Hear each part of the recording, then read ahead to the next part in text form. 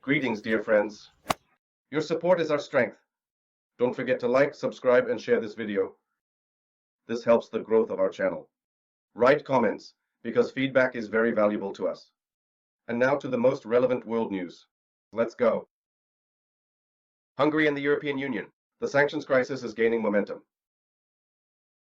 Germany is preparing to repatriate its gold from the USA. A response to Trump's policy, Marco as a peacemaker.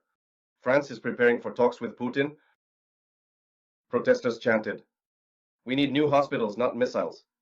Italy against the militarization of the EU. Thousands protest against the military budget of 800 billion euros. The hybrid war between Russia and the European Union. Poland investigates unusual attacks. Polish intelligence services are conducting extensive investigations into alleged hybrid attacks by Russia on EU countries. Hello friends, this is Channel 8 once again with your host Sergei Ruskik. Let's talk about the main issues. Hungary and the European Union. The sanctions crisis is gaining momentum. Estonian Foreign Minister Marko Tsahkna proposed to strip Hungary of its voting rights in the European Union if the country blocks the extension of sanctions against Russia. According to him, if Budapest refuses to support these restrictions, the EU will not only be unable to extend them, but will also be forced to return to Russia 400, or more precisely, 240 billion in frozen assets. In euros. What will happen if Orban says his word no? The sanctions will automatically expire without a unanimous EU decision. They will not be able to be extended. Russia will be returned 240 billion euros for the frozen assets of the Russian Central Bank, which are currently being used to aid Ukraine. Hungary could be isolated.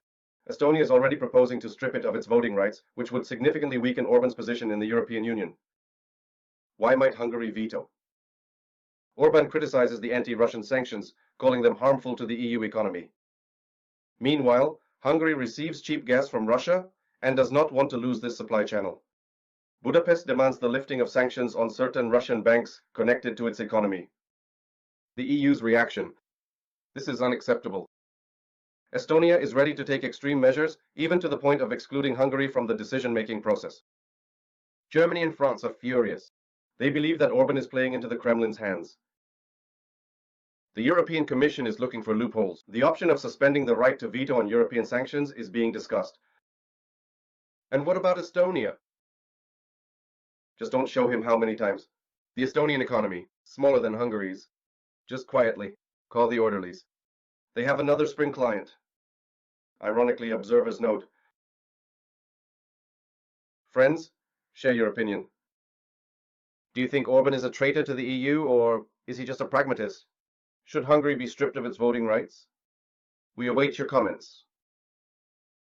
Germany is preparing to bring back its gold from the USA, a response to Trump's policy. Germany's ruling coalition is considering the repatriation of 1,200 tons of gold reserves from the USA, valued at about 113 billion euros. The reason for this is concerns that America under Trump has ceased to be a reliable partner. Why is Germany taking back the gold? It's fear of sanctions. The experience of freezing Russian assets has forced Berlin to reassess all the risks of storing reserves overseas. Plus, Trump's policy, his America First approach, and threats to question commitments to allies have caused great concern. But there's also a historical precedent. In 2017, Germany already repatriated gold, about 300 tons. But now it's about the entire reserve, from the Federal Reserve.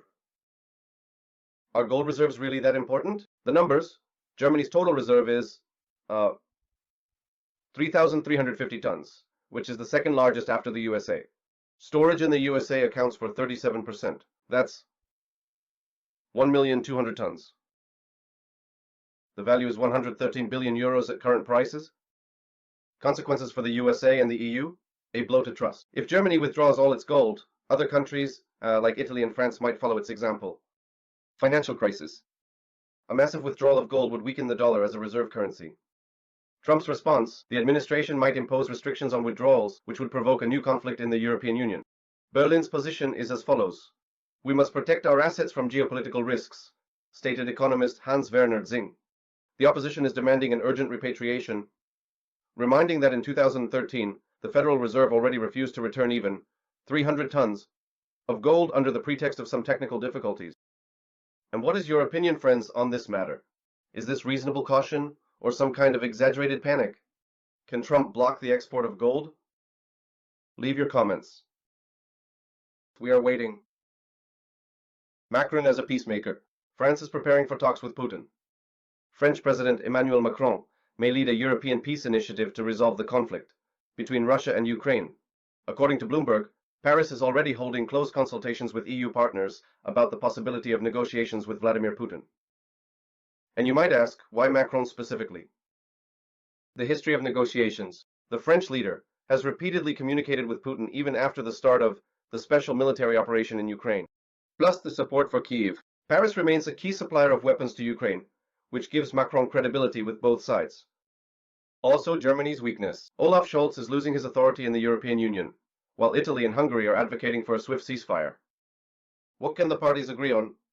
Well, firstly, a ceasefire along all current front lines, humanitarian corridors and prisoner exchanges, security guarantees for Ukraine without joining NATO. Macron wants to repeat de Gaulle's role as a mediator between the East and the West, notes political scientist Thierry Mariani. And what are the risks for Paris in this regard? First, it's the wrath of Washington. The USA opposes any negotiations, without the participation of the White House and Trump.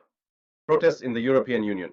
Poland and the Baltic states will call it manipulation, or more precisely, capitulation to the Kremlin. Reputational losses. If the initiative fails, Macron will be accused of naivety. He will be blamed for everything. And what is Moscow's reaction? The Kremlin has not yet commented on the possible negotiations, but earlier Putin had already stated that he is ready for dialogue provided that Russian interests are taken into account. Friends, I would like to hear your opinion.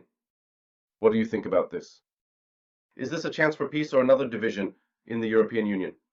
Will Macron be able to convince Zelensky of something and get through to him? Leave your comments. They are very valuable and useful to us. Protesters chanted, "We need new hospitals, not missiles." Italy is against the militarization of the EU. Thousands are protesting against the military budget of 800 billion euros. Mass protests have engulfed the center of the Italian capital. More than 50,000 people marched against the European Union's plans to increase military spending, under the slogan, "We need new hospitals, not missiles." Demonstrators blocked Piazza Venezia, demanding a reassessment of budget priorities. The essence of the conflict. The EU's military plan involves 800 billion euros for the army by 2030, including the purchase of weapons for Ukraine. The main demand of the protesters is to redirect these funds to healthcare. In Italy, for example, there is currently a shortage of about 40,000 doctors, also on social programs. The political subtext of all this is that Italy's ruling coalition is divided.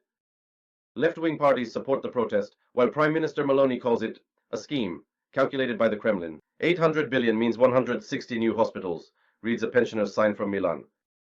The European Union is ready to fight to the last Ukrainian and the last euro. Statement from the organizers. In the crowd, flags of trade unions, communists, and the Five-Star Movement are noticeable. Consequences for the European Union. Risk of a chain reaction. Similar protests are already being prepared in Greece and Portugal. Impact on aid to Ukraine. Italy is the third largest donor to Kyiv, but now the supplies are in serious doubt. Brussels' response is as follows. The European Commission insists that security requires sacrifices. And why specifically Italy? A record national debt, 145% of GDP, makes military spending simply unpopular. Meanwhile, there is a healthcare crisis. Hospital waiting times reach up to, about 6 months. The history of pacifism. 86% of Italians are against sending troops to Ukraine. This is according to Euronews polls. Tell us, friends, is your opinion a reasonable protest or the hand of Moscow? And should social needs be more important than the military? Leave your comments. We are waiting for them. Hybrid war. Russia in the European Union. Poland investigates unusual attacks. Polish special services are conducting a large-scale investigation into Russia's hybrid attacks on European Union countries. According to Reuters, the methods include explosives in cosmetics, spy sex toys, and warehouse arson, all aimed at destabilizing support for Ukraine. What is known about these alleged hybrid attacks? Cosmetics with explosives, lip balms with incendiary substances sent to politicians and military personnel. Spy sex toys, something new. devices with remote access, hacking phones or computers, warehouse arson. Logistics centers with weapons for Ukraine are burning in Germany, Poland, and the Czech Republic. It's about time. These attacks are difficult to trace, but their goal is to sow chaos, fear, and panic, stated a source from Polish intelligence.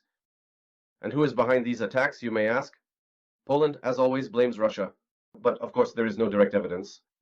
Russia categorically denies its involvement, calling it EU propaganda. The USA and the UK are studying similar cases but have not made any statements yet. Why is this so dangerous at the moment? It's simply difficult to prove guilt. The methods resemble the actions of some criminal groups.